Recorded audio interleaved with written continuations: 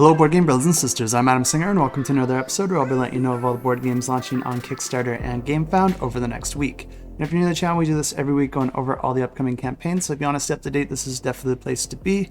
But before we get started, I do like to go over some new announcements and discoveries I just found out about. And I do have one thing to say that is really important, and then I'll go over some of these upcoming campaigns I think you might be interested in. But the first thing I want to mention is that I think we've finally made it as a legit YouTube channel because we finally have bots in the comment section. There are a bunch of bots using my image and posing as me and claiming that a lot of you have won prizes. Although we do run a ton of giveaways on this channel and there will be more at the end of this video, so make sure that you stay tuned for that. Anyone that did get a response to one of their comments over the past week claiming that you won a prize didn't actually win a prize. Instead, it's a profile posing as me. So I just want you to be careful. Don't respond to these. I am trying to block them as fast as I can, but they just keep popping up with more profiles. And YouTube, for whatever reason, doesn't provide any good way to filter these out or prevent it from happening. So I just want to make sure that all of you are aware of this and that you're being as careful as possible. And I think there is a way that you can verify that it is me. And if you do get a comment from a profile that looks like it might be me, I think there are still a few things that you can do just to be sure of that. The first thing is just to check the profile's username because mine will always say shelf clutter. I think they can copy that as well, but a lot of these fake profiles don't bother doing that. They just have some random username. And if it just has some random username, you know right away that's not coming from me. But if you do see that it does have my username, the next best thing you can do, and I think this one will tell you for sure whether or not it's me, is to just click on the profile and that will open up my shelf clutter page. And if it has all these videos and the right subscriber count, then you know for sure that one is coming from me. So I really just want these giveaways to be a fun way to give back to all of you that are supporting my channel and subscribing and watching these videos. So I definitely don't want any of you to get scammed. And when it comes to the giveaways, I don't normally reach out into the comments unless I absolutely can't get a hold of you. The best way to reach out to me if you have any questions is just to email adam@shelfclutter.com. That will always be me responding. So if you have any questions or if you have any concerns or if you did win a giveaway, feel free to just email adam@shelfclutter.com.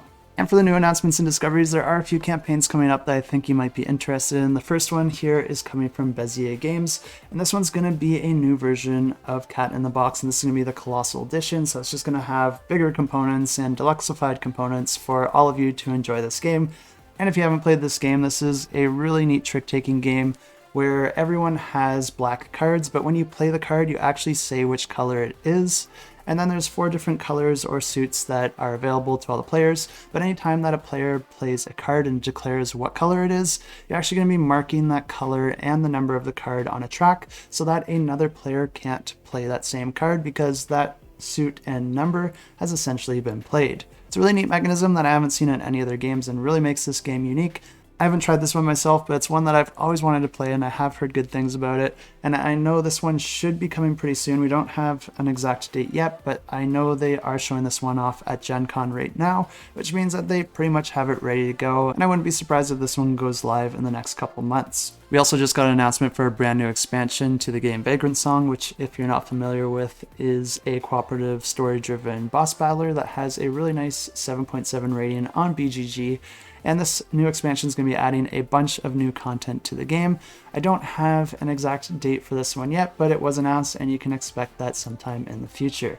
And I do always like to mention any new video game IP that are making their way into the board game scene, and this one is actually not a new IP to board gaming because there have been a few EVE Online board games released already, but there was just a new one announced, and this one looks quite a bit different from any of those that were previously released. But if you're a fan of EVE Online, this is one that you might want to look forward to. And this is another one that I don't have an exact launch date for just yet, but I will be going over all of these in a lot more detail in the weeks of their launch, so if you do want updates on these campaigns and all the others that happen between now and then, you can always subscribe down below and I truly do appreciate it.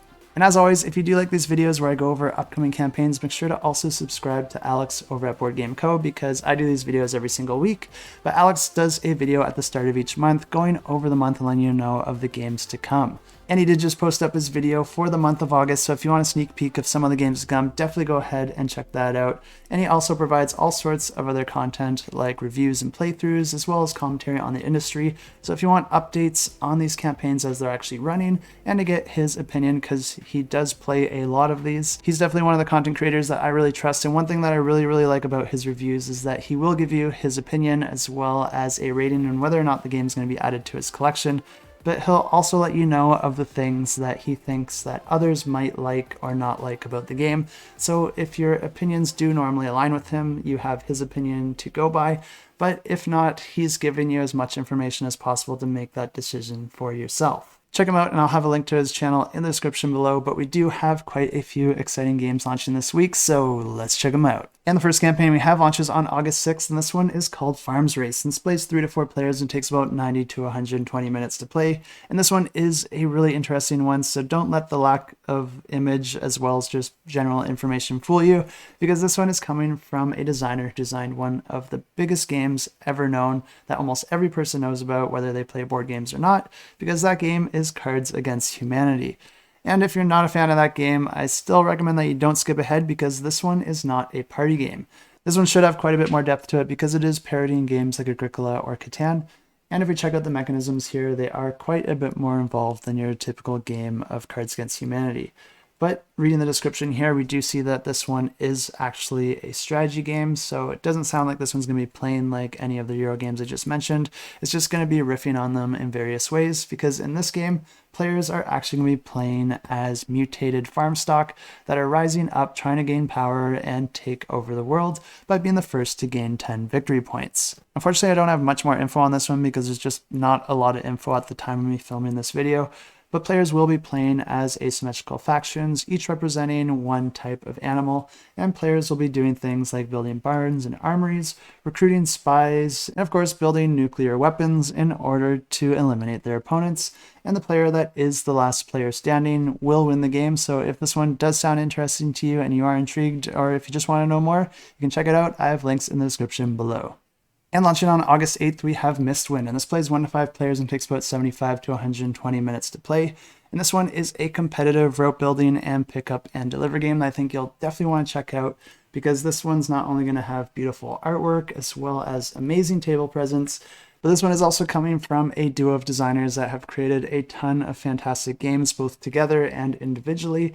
And those two designers are Adrian Adamascu and Daryl Andrews. And just some of the games that they've created include Sagrada, Seven Summits, as well as Dice Theme Park. And I do think that this game is going to be another one of their hits, because not only does it have that really nice table presence, it also has quite a few really interesting mechanisms that I think look like a ton of fun. And it's also super easy to teach and play, which is just going to make it that much easier to get to the table.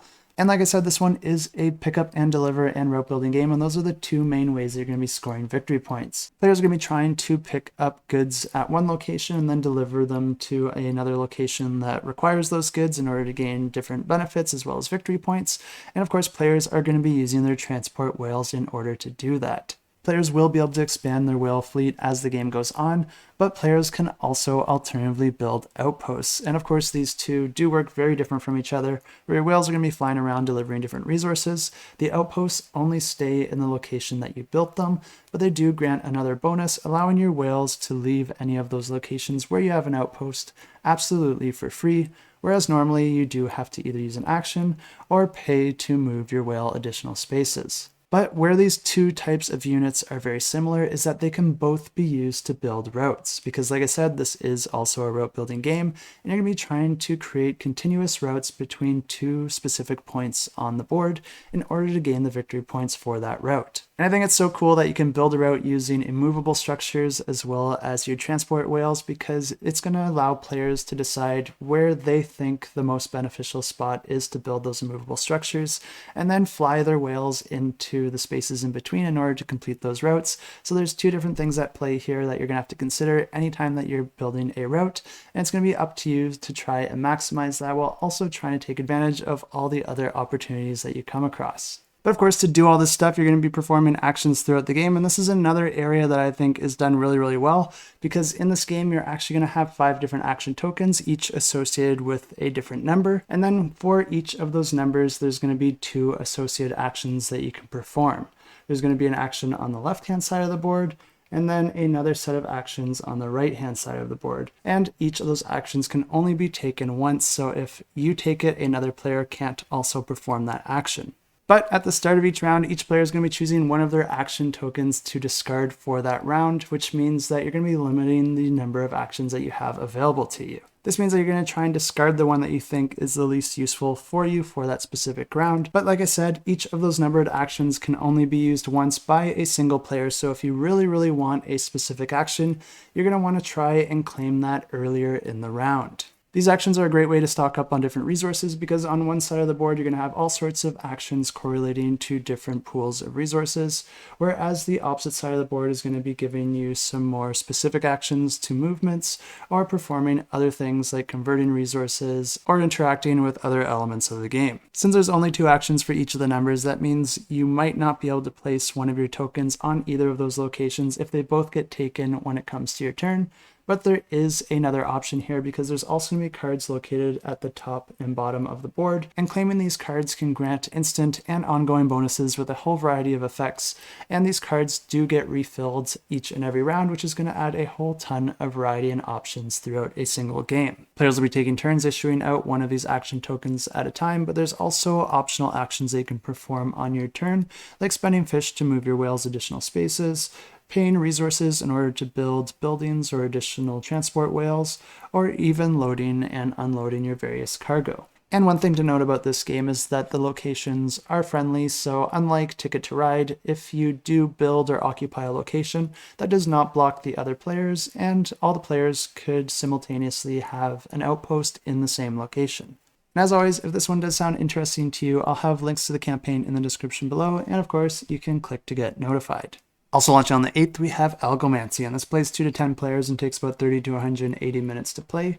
And this one is a competitive card battler, and in this game, players will be gaining cards of different factions, with each faction being associated with a certain element type, and players will be using those cards to attack their opponents or defend themselves by collecting resources of the appropriate faction, and then using those resources to activate those cards. To get set up, the game offers a few different types of drafting as well as deck construction, depending on how familiar players are with the game. But all the cards for this game will be contained in a single box. You're not going to have to buy booster packs or anything like that in order to get your hands on all the different cards. But one of the primary mechanisms in this game, and the thing that I think makes it most unique from other card battlers, is the way that the drafting works, because at the start of each round, players are going to be passing around a single deck of cards, but then you'll be able to exchange any cards from your hand with any of the cards from that deck. This simultaneously allows you to build up your deck with the cards that you think you'll need the most, but then it also lets you determine which cards get passed on to the next player. So you're going to have a bit of control for yourself and a bit of an effect on the players that come after you. And like I said, each of these cards will be associated with a specific element, and you're going to be spending resources of those various elements in order to activate the abilities of those cards. The cards will offer a whole wide variety of different effects and abilities, some of them even granting you additional resources. But another way that you can grant resources in this game is by recycling those cards of a specific element in order to gain that resource type. But a really neat thing here is that as you gain more and more of a specific type of resource, you're actually going to be moving up on a track that will gain you more proficiency in that resource. And every time you move 3 notches up that resource, you're going to be gaining a wild resource that you can spend in any way that you want. In order to attack another player, you're going to be issuing your cards into the play area of that player. But if you want to play any of your cards to defend yourself instead, you'll be keeping those in your play area. A neat thing here is that all players can do this simultaneously, but then there's going to be an initiative system that determines which cards are going to be activated first. And the fun doesn't stop there, because each of these cards are also going to fall into 2 different categories. There's going to be your augment cards and then your graft cards. And if you take one of each type of these cards, you can actually combine them together to stack their effects, creating an almost endless amount of permutations. And the game continues like this, with players trying to eliminate the other players until there's only one player left standing, and that player wins the game. And if you want to know more, if you want to check this one out, I have links to the campaign in the description below. And also launching on the 8th, we have Fighting Fantasy Adventures, and this plays 1 to 4 players and takes about 60 to 180 minutes to play. And this one is a cooperative fantasy dungeon fighting game where players are going to be playing through a series of adventure books. And this is a campaign that I thought was launching a few weeks back, so I did already offer coverage for this one. And I'll just go ahead and roll that previous footage for you now. And this game is a cooperative dungeon crawler where players are going to be playing through a deck of cards, with each of the decks representing their own story or adventure that you're going to be exploring. Each of these is going to have you exploring one of the various dungeons, with each of those dungeon cards being labeled with a specific number.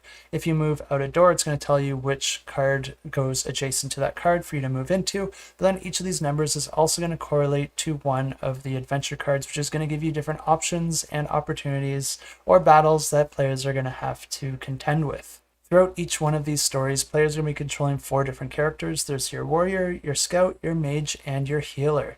And at the start of each round, you're going to be deciding the order that you want them to enter a room. The way that you depict this is by ordering them appropriately on your combat board. The next thing you're going to do is explore a new room in the dungeon by moving through one of the available doors and then finding the appropriate card to extend that dungeon, finding the adventure card that matches that number, and then read that adventure card. Adventure card's going to have all sorts of different items, bonuses, decisions, effects, or enemies, and they're going to also change depending on the order that you had your characters enter the room, or they can change depending on the options that you take in that room and the options that you take with each of the individual characters. Anytime you engage in combat, you're going to be moving that over to the combat board, adding the different enemies to that board, and then each lane is going to be acting like its own individual combat, with your character attacking whichever enemies are across from them. Combat's resolved using dice rolling, and you can just roll the enemy's dice along with your character's dice at the same time. The amount of damage done and who that damage was done to is going to be determined by the difference of the dice rolls and whichever character rolled the highest. Of course, you can also spend your luck resource in order to re-roll your dice, and you can also augment your dice rolls with various abilities or effects or cards that you might have acquired throughout the game. And a really neat thing about the combat in this game is that after you resolved each of the individual lanes, that gives you the opportunity to rearrange your characters however you see fit, and you can even put multiple characters in a single lane. And anytime you do that, it's going to be adding a modifier to that dice roll, because essentially you are ganging up against a single character, but the enemies can also do this against you, which you can see in this image here. The game continues like this as you play through the various decks, fighting the different enemies and trying to accomplish all sorts of different objectives. And if the players are able to do that all successfully, then they win the game. And if you want to know more, I do have links to the campaign. You can check it out in the description below. Also launching on the 8th, we have Crumbs, the sandwich filler game. And this plays 1 to 2 players and takes about 10 to 20 minutes to play. And this one looks like a really fun card game where players are going to be using cards to build various sandwiches. There's going to be a bunch of different order cards that players are going to be able to fulfill. And you win the game if you're able to complete a certain amount of orders, but you lose the game if you ever run out of actions, and you only have 5 action points in this game. But the nice thing about those actions is that they do get reset anytime that you complete an order. The game's going to be set up with a whole bunch of different ingredient cards put out on display, but you only have a very limited number of each ingredient. Of course, the goal here is to use those ingredients to complete the various orders, and in order to do that, you're going to be spending an action token in order to choose one of those ingredients and then taking as many as you want into your prep area. In other words, this means that if you were to take the bread ingredient, you could actually take as many breads as you want from that stack and then start as many sandwiches as you want. This means that you could actually have multiple sandwiches on the go at once. And you might now be asking, why don't you just start all the sandwiches at once and fulfill these orders as quickly as possible? And the answer to that is because of the limited number of ingredients. You are pushing your luck the more sandwiches that you start, because you're going to have less ingredients to divvy up between those sandwiches. Some of these orders are really big and will take multiple actions in order to complete, which means that you're essentially locking up all those ingredients in that sandwich until that order is completed. And just to make things more difficult, when you do complete a sandwich, you don't just get all those ingredients back into the supply. Instead, that sandwich is going to go into the pantry, and with every sandwich you complete, you'll be able to choose one ingredient from the pantry to return to the supply. And of course, that means you're going to be more efficient if you have more of the same ingredients within the pantry at one time, but you are pushing your luck whenever you're doing that. Luckily, there are some other uses for your action points, and one of those uses is to restock any one ingredient from the pantry, so you can just use an action point in order to do that. But like I said, if you ever run out of action points, you lose the game. So you'll just want to be as efficient as possible when you do use these actions, and you'll want to do your best to make sure that you don't have any action points left when you do complete a sandwich. And you'll especially want to pay attention to the ingredients that you have left if you're playing with two players, because you're both going to be drawing from the same supply. And if you are able to complete those orders before either of you run out of action points, then you win the game. And if you want to check this one out, I do have links to the campaign in the description below. And also launching on the 8th, we have Ascendancy, and this plays 1 to 4 players and takes about 90 to a whole lot of minutes to play. And the reason for that is that this is a scenario-based game, and it offers a whole bunch of different modes of play. There's scenarios to play cooperatively, competitively, solo, or even on teams, but the scenarios can also be played individually as one-off scenarios, or they can be chained together for a full campaign. The campaign is going to offer all sorts of different branching paths that are going to be heavily influenced by the player's decisions, because this is a game that will be playing over the generations, and your family's traits and their legacy and their marriages and their inheritance will all affect the generations to come. And with all that in mind, you can probably already see that this game offers quite a lot of variety, and it doesn't end there, because each of the scenarios can also have very different objectives that the players are trying to achieve, and each of the players are going to be very, very asymmetrical as well. And I might as well just go ahead and say it now that this one is my own personal pick of the week, and I do have a whole lot of reasons for this, but it all amounts to the overall package that this game is delivering, because this one is offering a 4x experience, but it does use worker placement in order for players to perform their actions. And in addition to all the variety that those scenarios bring to the game, players are also going to have upgradable workers. They're going to have a tech tree that they'll be able to advance that's specific to their family. All the components and artwork also look fantastic, and they will be offering miniatures in this campaign. And I really love the way that the worker placement works in this game, because each player is going to have access to 4 different workers, but each of those workers is going to be associated with one of the 4 different worker placement boards. But there are a couple of really interesting layers on top of this, because each of those worker placement boards are also going to be associated with a specific phase.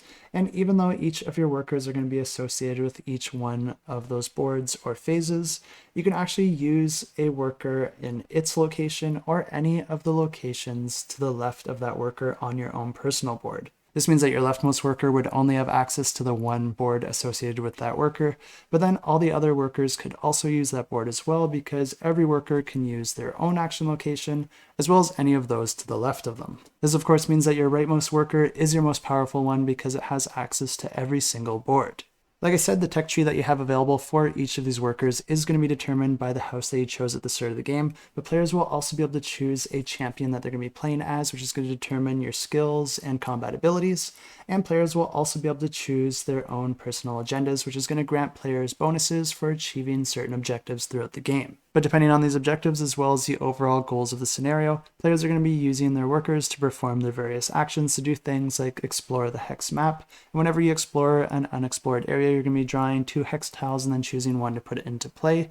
These, of course, are going to be giving you different opportunities or different challenges or rewards depending on the location that you're at. But there's also other actions that players can do to gain different resources, build structures to gain control over the different areas of the board, reveal quests or monsters that you'll be able to fight against, or of course to reveal or unlock more of your tech tree, or even upgrade your workers, because the more elite workers can actually kick other workers out of an action space that you might want.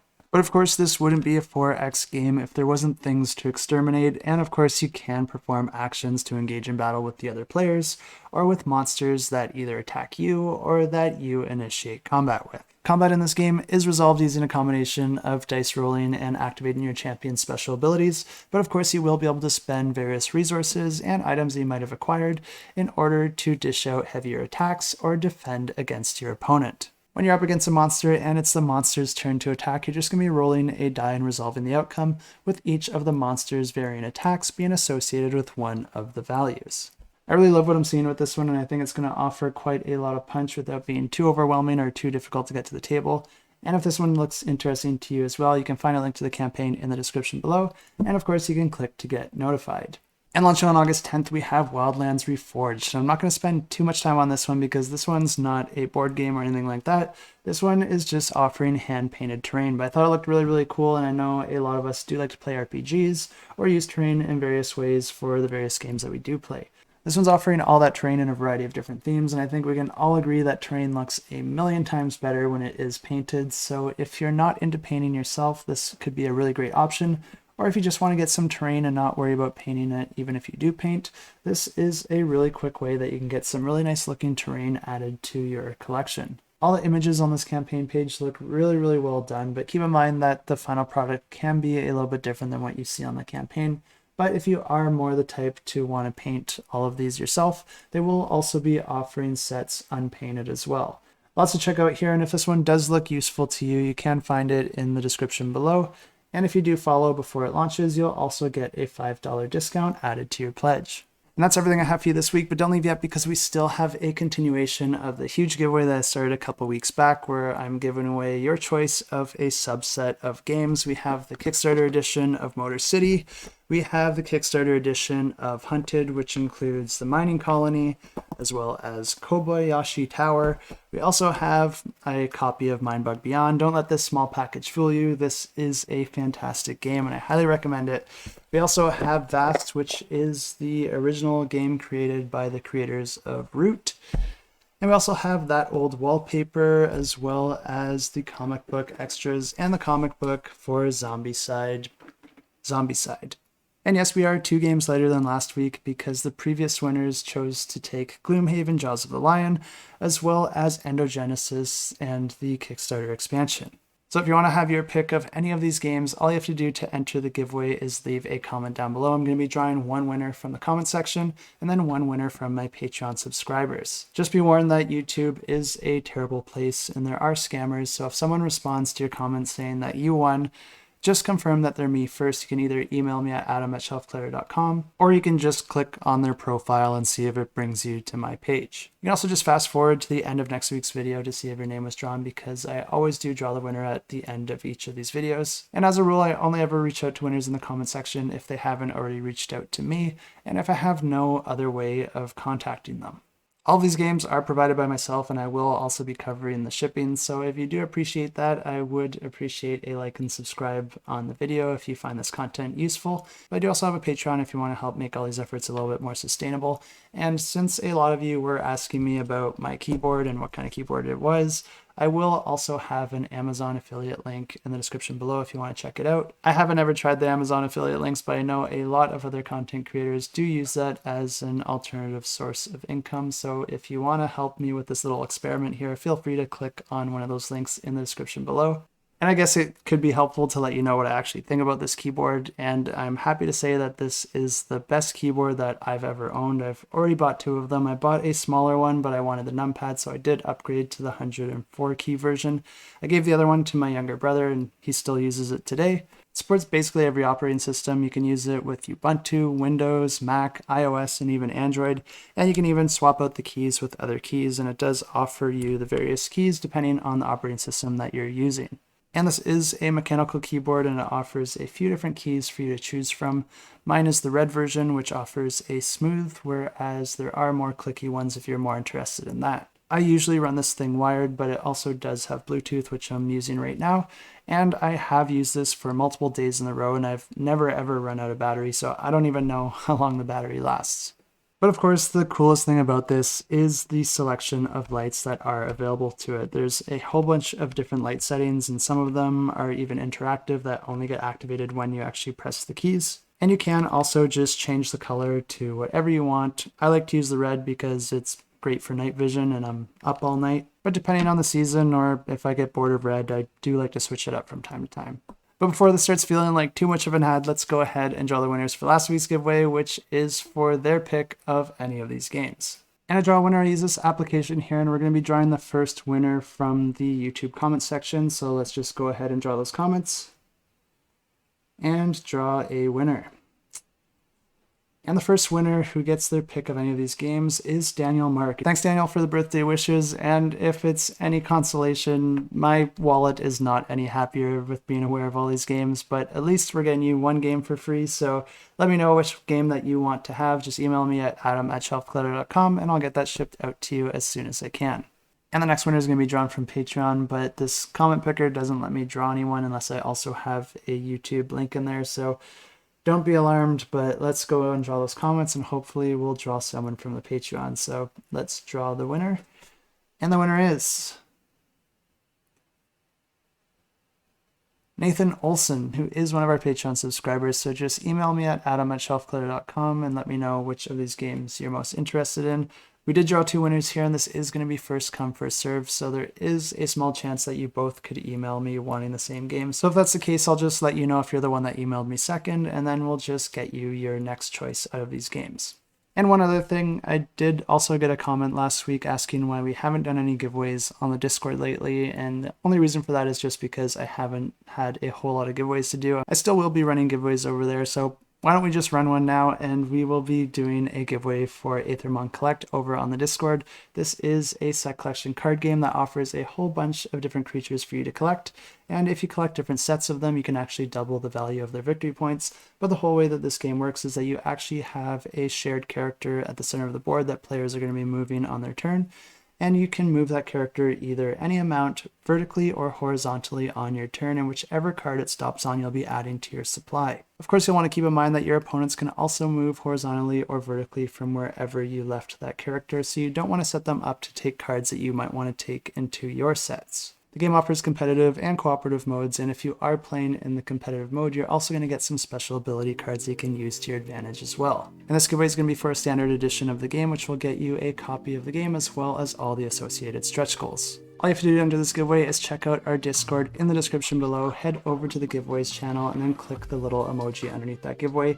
I always run these giveaways for 8 days, so if you are catching this video a bit late, there is still time to enter it. A winner will be automatically drawn, and if that is you, all you have to do is private message me on the Discord or email me at adam@shelfclutter.com. But if I don't hear from you in a reasonable time, I will reach out to you and make sure that we do get that pledge all sorted out. And that's everything I have for you this week. Thanks so much for tuning in and supporting the channel. And for all of you out there that keep telling me to turn my games right side up, I assure you they are not upside down. I just store them in a creative way. I'll probably make a video about it at some point and share my methods, and then you can tell me how crazy I am. Probably still crazy. But until then, thanks so much for watching, and remember, keep that shelf cluttered and the table full.